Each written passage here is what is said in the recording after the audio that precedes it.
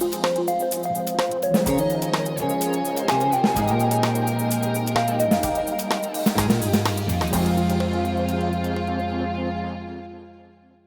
right, well, today we're going to talk about high school and middle school class sizes in Palo Alto. And joining us, in addition to Elena Kadvany, are Sally Kadifa and Rita Tetzlaff, two parents in the Palo Alto Unified School District. Thanks for coming today. Thank you for having us. Now, you wrote a guest opinion that was published today in the Palo Alto Weekly, expressing some concerns about how the classes are sized in the middle schools and high schools. And I'm wondering if you could just start by telling us how did you get, how did your attention be brought to this topic, and what are your concerns about it? So for me, it started last year when there was some parent that came to talk to us at our PTA meeting about Measure A and about supporting it for bringing down class sizes, and I just wondered what's the accountability of the district? If we pay for more funding, how are we going to know if actually the classes were brought down? So I just started investigating at that time. What's the starting point? And I was surprised to find out how far off Jordan was, because that's where my kids go, to the district stated targets of 24-1 for English and math in all sixth grade and 28.5 for all other subjects. So that started my quest. And, okay. I don't know about Sally. Well, I've had kids in the district for 18 years, so and for 14 of those kids in middle school or high school. And I'd always wondered sometimes when I came home and talked about their French class that was 40 or their calculus class where if I get there late I have to sit on the floor. Wow. And, there were these reports of these unusually high classes, and I was kind of wondering what was going on. But I didn't really think to do anything about it. But then this fall, my 7th grader came home and said, Mom, the counselor called me in. He's asking me if I wouldn't mind, this is in October, switching 3 classes, my PE, my science, and my elective, a new elective. And I said, well, why does he want to switch classes? Well, because the classes are too big and they need to move people around. And she wasn't the only, she had a couple friends that were also asked to switch classes. And that concerned me. That seemed like things, wow, it must be pretty tight if the solution is to ask kids halfway through a semester to change Yeah, you said classes. this is in October. Yes. And then Rita had been talking about her concerns, so I really have to credit Rita with this. She's the one that spearheaded this. She's the one that's got all the data. She's been crunching all the numbers. But I decided I wanted to help her with getting the message out about how the classes were staffed and were they staffed in such a way that the kids were having the class sizes we expected. Yeah, now you just mentioned 40 students in one class. Yeah, we don't have any of that this year, but in the past, my French class, Jordan, was 40 kids. Yeah. My older kids. Yeah. This year, I have twins, so it's always interesting for me when I know the average class size, for example, of math should be 24-1, and I have 2 girls in math with classes of 32 each. I quickly can do that math and know that somehow the averages are a little off. So you're saying, where's the small class? Where's the small class? How do I get my I kept student into thinking that my one? kids just got along like they weren't in the small class, but they were out there somewhere. So, Rita, you looked at a bunch of the data from the district on enrollment and class sizes, and you found that there's this real disconnect between the board-approved and stated averages at the different levels and what's actually going on the ground in the classrooms. Could you explain what's causing that? Yes, and so let me just say that on March 22nd at one of the board meeting, or at the board meeting, there was a comment or a statement made, and it was also in the board packet, that said the middle schools are staffed at 24-1 for math and English in 7th and 8th grade. And I absolutely knew that that was not the case. I mean, I'm so involved in the school, I know for a fact that it's not possible. So I thought, I want to see that data from the school, because I know it's not true, but data tells all. It's unemotional, and you can really see what's going on with the data. So I asked Dr. Scott Bowers to send me the data, and he complied very nicely and sent it to me right away. And I went through the middle school database first, and then just recently the high school database. But what was evident to me was that it seems that staffing is being done at a global level, meaning at the school level rather than at the course or the or at the grade level. So when they say 7th grade math, for example, should be staffed at 24-1, and then I look at the numbers and the staffing is more like 26-1 for 7th grade, and then individual courses are maybe 32-1 for one and 20-1 for another, there's a problem. And when I spoke to Dr. Bowers about that, he told me that there's kind of more of an absolute number of sections that are allotted to the school. So, they'll take the total number of students in the school and divide by the ratio of 24, and say, here's your math classes or courses. And then they are required to allocate them by grade. And if we had a perfect world where the grades were every grade was the same number of students from year to year to year, this math would work no problem. But the problem is it's this kind of ebb and flow of students, right? So last year, 6th grade was really big, and they added sections. These bubble classes. Yeah, this year it was really small. And so, but you can't hire. 6th grade was small. 6th grade was small, but you can't like hire and fire teachers and move teams around from year to year when you know you still have more enrollment coming. And the class coming in next is a large 6th grade, so there was a reason to keep that team in place. 6th grade was stayed at the same level, so it's 22-1, fantastic year. But guess what happens with the staffing is if you lower one, you hire another. So 7th and 8th grade have 30, 31-1 in some courses, because it's a zero-sum game, essentially. And that's what we noticed. The other thing we noticed in the database was there's these kind of courses that aren't really courses. They are things for like helping, extra help for certain students that need the help, but they're counting them as a course. Now they might have only 5 students because they really get individualized help, and it's a fantastic thing that we offer in our district, but they take away a section from another course. So a regular math lane course will have one less section because of these 5 students. So those extra 19 have to go somewhere, and it increases class In these size. small classes then, are the students meeting every single day, like as a regular class, or is this I once a don't week know kind that of we thing? know. or- It's The ones in the middle combination. school, whether at 5, 6, the math workshop, the reading workshop, math Yeah. workshop, they seem to be meeting as a regular Yeah. class. But at the high school level, it's a different situation. The numbers there, Rita can say go better, ahead. but it's, I mean, there's, out of the 1,900 sections between Dunn and Pali, 40% of those sections are classes that have less than 8 students, or are classes that are tutorial or advisor or a student that's serving as a teacher assistant. So they aren't instructional classes, and those smaller numbers are being averaged in with the real classes to come up with the staffing ratios, and they don't reflect at all what's going on in the classrooms most kids are sitting and most kids are learning in. Yeah. Now, has anyone asked the district why do they average in these smaller classes with the overall? Like, what's the formula or the strategy behind Well, doing that?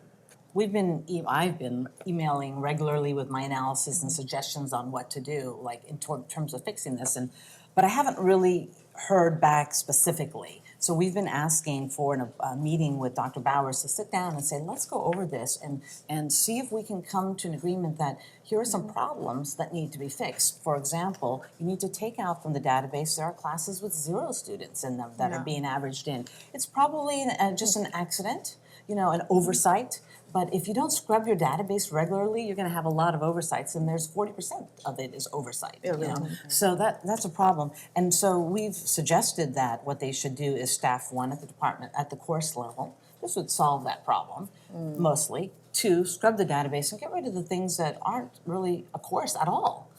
Tutorial is not a course. Or independent study. Or independent study is not a course. When you have a one-student independent study and we have 230 of those, that adds to that denominator, bringing down your average. So, like I think in the U.S., what was it? U.S.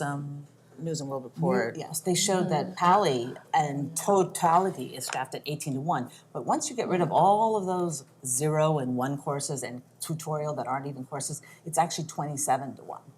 So it's difference. very misleading. It's very misleading.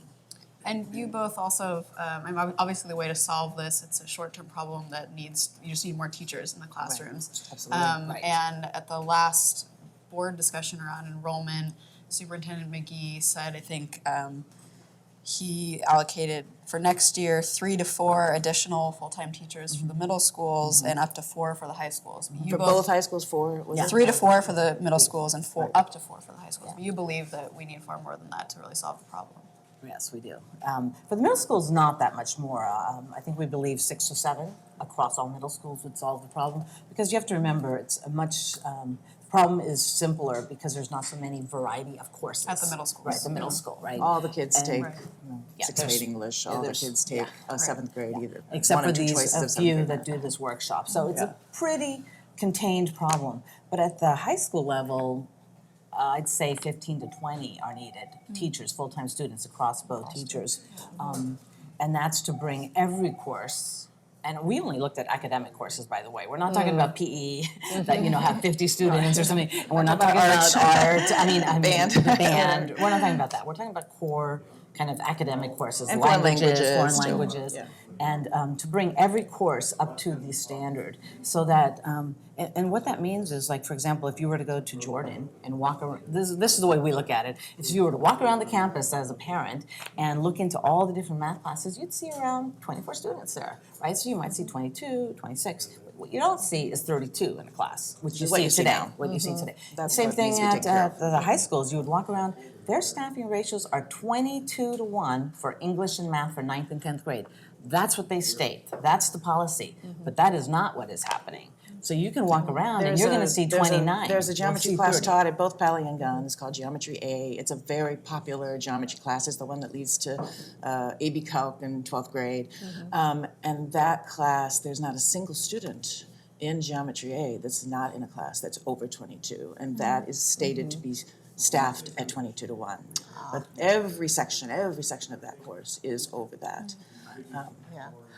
So the standards themselves that you're citing, 22 to 1 or 24 to 1, have they been in place for a number of years, or when were they developed? I'm trying Do to you know? recall, I've been around a long time, and I'm trying to recall when the board set those. It's been a while, Yes. but the board has reaffirmed those. They have said, this is where we want things staffed. We want it 24 to 1 for 6th grade. We want it 24 to 1 for 7th and 8th math and English. We want 9th and 10th grade English and math at 22 to 1, everything else at 28.5. And that has been reaffirmed repeatedly.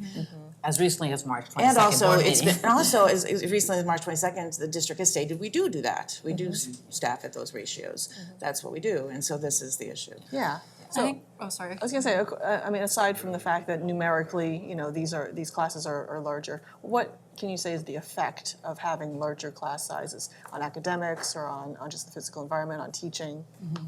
Well, I mean, this is really more a question for obviously the teachers and administrators and school board and the people who have studied this, but there are pedagogical reasons to keep class sizes within a certain range.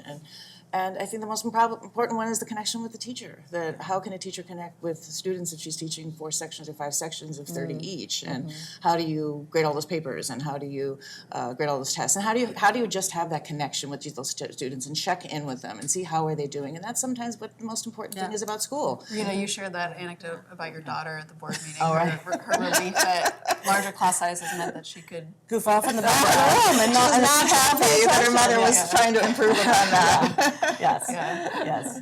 And unfortunately for many kids, that's true. They're thinking, hey, I can be invisible in the back of the room because the teacher just has no possibility of Well, seeing especially me. now with the distraction of technology, Yes. that the kids it's very hard for them not to pull up their iPhones Yeah. if there's a dull moment there, there's some alternatives. So, and it's hard for a teacher, even a very experienced one that's very good at classroom management, to be able to see what 35 kids are doing. Another reason that the class size issue is so important is because of this ongoing conversation about whether or not the district should open a new school. Absolutely. Just understanding that distinction between what's happening with enrollment.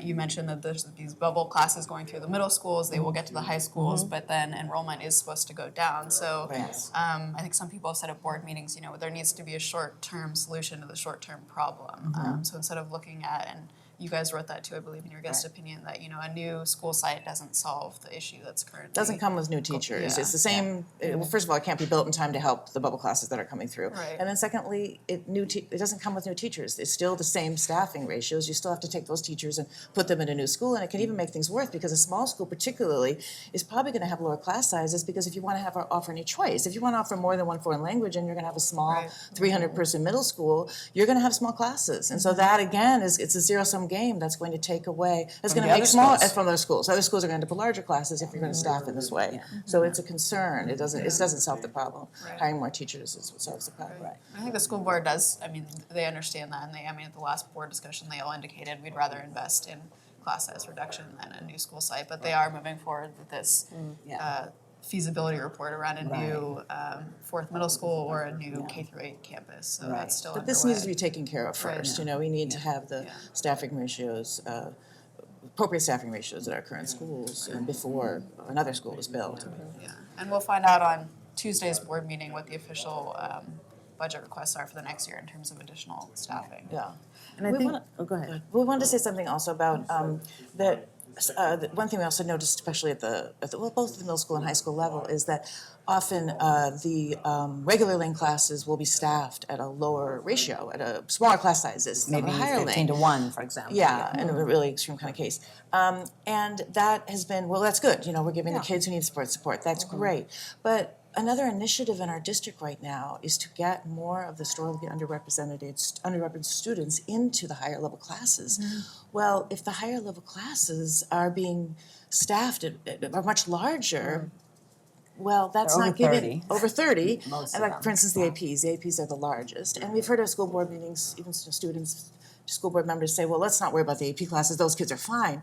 Well, the kids who are currently in the AP classes are fine, they can be very self-sufficient, they maybe don't need a lot of attention from the teacher, but if we're trying to improve the presence of a diverse student, we want those AP classes to reflect the diversity of our school. We're going to have to take those class sizes down to where they are supposed to be to give each student the support they need. We can't assume anyone who's taking an AP class has the ability to get the support at home or with a tutor or just be able to do the work. So it's an achievement gap issue. I'm sorry, it It's an is an achievement gap issue, gap and I issue. think Yeah. I think that those higher lane classes need to come down in number. I think it could be a real important part of solving the achievement gap and getting a more diverse group of students in all of our accelerated honors and AP classes. Yeah, just bringing all classes to within That's all, the yeah. district stated targets does so much for the district. A lot of the initiatives they have, especially the achievement gap, boy, the kids that suffer the most, are the ones that, if you look at every class, right, there's kind of a bell curve of students. You've got the very high end, you got some in the bottom, some in the middle. But those middle kids, they all need help too. And right now what we're doing is we're solving the problem at the very bottom. So maybe of kind of where, I don't want to say bottom, at the lowest numbers, maybe 5%. It could almost be looked at like But almost everybody needs. Yeah, it would almost be looked at, well, this is where you should stay, because that's where we'll give you the support. Stay in that lower lane class. Yeah. If you move up, We're it's not not going to be there abandoning for you. you. Yeah. So it's sort of, it's It's almost forces kids that are kind of on the edge to stay at the lower levels, and we want them to move in. We want to integrate everyone to and to give wherever the everyone a places chance, they right? should be, where their interests, where their fit is, Yeah. where their abilities are, where their aptitude. That's where they should be, and it's not going to happen unless all classes meet the staffing ratios. And there are also those kids in the middle who can kind of hide in the larger Right, classes right, without, exactly.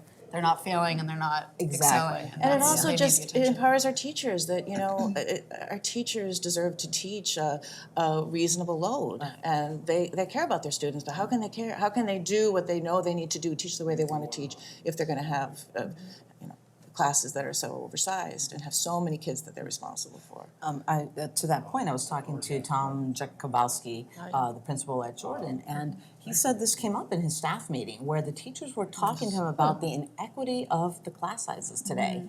Because some of the teachers are having to teach a total of 150 students when you have 5 sections of 30 students, you've got 150 students, and then others are maybe teaching 120 or 115, and it's very inequitable for them as well, and it's hard.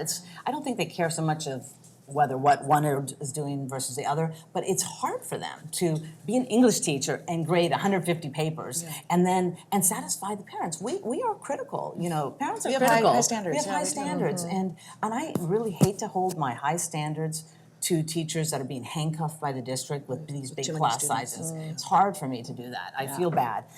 But he said he talked to them and asked them, well, what would you prefer? Would you prefer to leave it this way, meaning keep the staffing the way it is, very inequitable, or would you prefer to bring on some additional teachers and share classrooms? Because, we have another problem. We're at the limit of capacity at our schools. Well, I was going to ask, where would the facilities come from? so that's Tom the has problem. done some great work on this, and Yes. he has determined it can be done. It will mean sharing Absolutely. classrooms, which isn't ideal, but teachers, They he asked the prefer that. teachers, They prefer that They to prefer the smaller having- classes and having to share classrooms than to have the current situation. And the other issue is teaming, and teaming is really important at the middle school level, but it also can lead to, it can be kind of excuse for getting the class size. Oh, we got to keep the teams. These are most important. Well, they are important, but again, But the they still teachers can are keep saying the teams we can keep the teams, for the but we kids. might have a teacher, for instance, that would teach one section in one team and one in the other.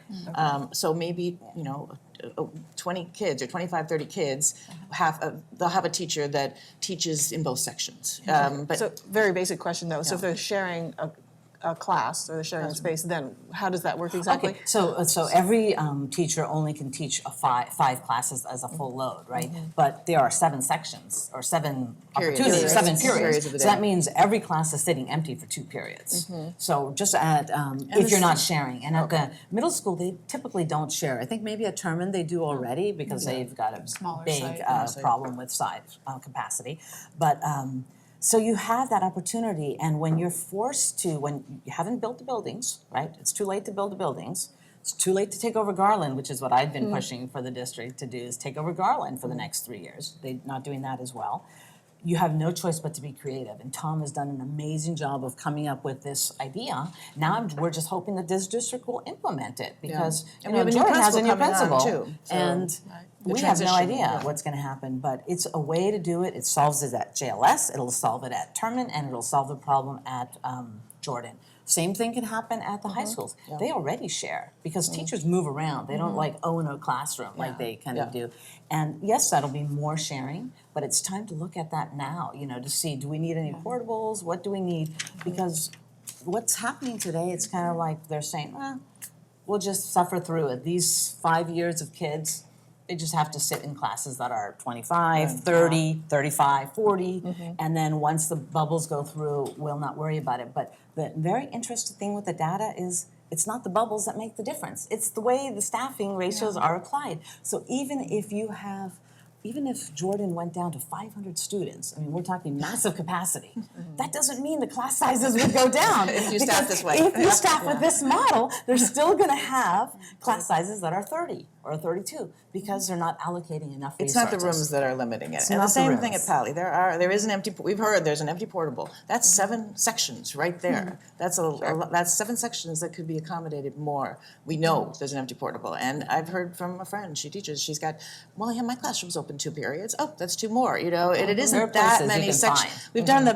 back of the envelope calculation, we think it's about 36, 35 per 36, school. 38 Sections. sections you need.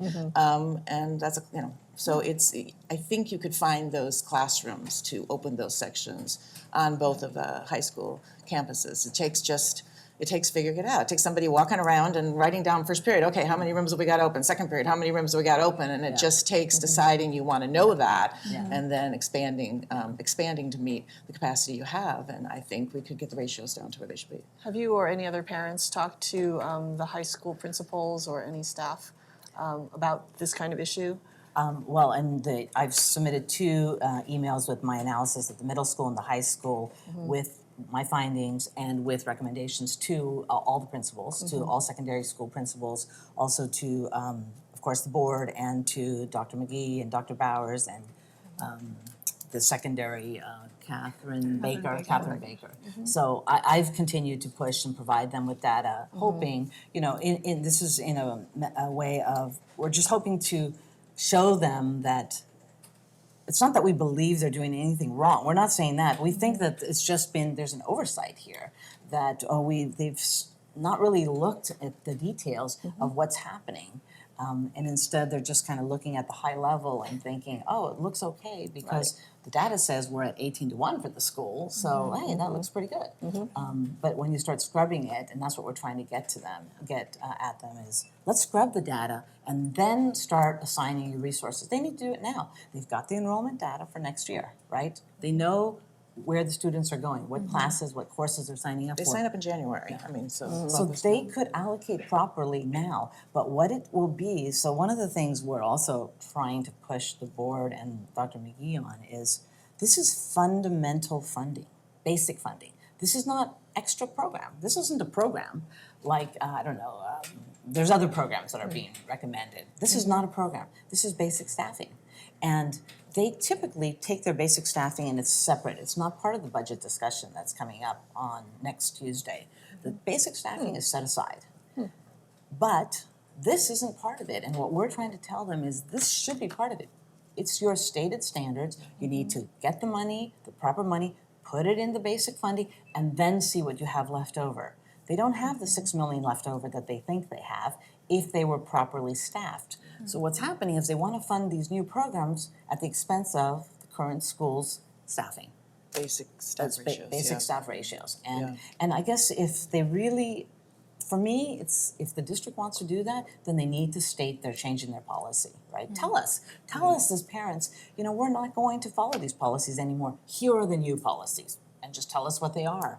What's the new district stated staffing ratio, if it's going to be changed? right. And there should be a discussion about that if that's what's happening, and not, it shouldn't be, they shouldn't keep pretending that it's being staffed at these district stated targets. I think you both are hoping for just more transparency and accountability around Right. something, and like you said, it is basic. It's core academic classes. Right. There are all these conversations going on about how to manage enrollment, and there's something very basic that can be done, or at least looked at to better accommodate everyone. Right. And of course, we'd like them to honor these new targets, the targets, rather than change them and increase them. But personally, if they're not going to change, if they're not going to honor them, I'd rather them come forward and tell us truthfully what's happening. But then that means they have to get into the details and really understand it themselves to be able to come If forward something and else is a tell higher us. priority, or they feel that that's not the best use of resources, that's the decision of the school board, but. But you want it to be, that decision to be made after having looked at the data in more minute detail. We want them to make it, it's being done anyway, they're making their own decisions, right? It's happening. By default, they've changed the standards because they're implementing them differently, right? But what I'm saying is if they're going to continue to do that, then they need to just tell the community what they're doing and tell them honestly that for whatever reason, we no longer want to honor these, and here's what we're going to do. And I don't know what that statement is, but it's transparent. Transparency. Show us what you're truly doing, and then account for it at the beginning of the school year. Show us what's actually happened, right? So Tuesday night, there's going to be a board meeting. What's the scope of that discussion then, in terms of the budget and staffing? I haven't seen that they haven't posted the agenda yet. We're waiting to hear. But yeah, it'll be there's many budget allocations in addition to staffing, like the full day kindergarten proposal. I think more money for team and SLC at Pali, which are the small learning communities at Pali and Gunn, sort of ironically. There's something reading specialists Yeah, as there's well. reading specialists. There's a bunch at K through 12. Additional boosters, staffing is competing against a lot of sports other boosters, proposals. But unfortunately, this one's presented as class size reduction, and it really isn't class size reduction. No. It is meeting district stated staffing goals, so that's what's difficult about that. Yeah, so and the budget they're presenting it as a program, an extra. It's not an extra. Those things should be removed from the budget, and this should just flow into standard staffing. Will we see kind of a groundswell of discussion then from people that you know on Tuesday, or I trust you'll be at the meeting? I think I think a lot of people have been writing letters, but it's going to be a very long meeting with so many fairly important and somewhat controversial issues on that. So I think a lot of people have been writing letters about it that are concerned about class sizes. And again, we're kind of like I was, well, maybe my kid just got unlucky and got in a big class. And then when they're starting to hear, hey, maybe the classes just really aren't as small as we think they are, I think people are concerned. So. Okay. All right.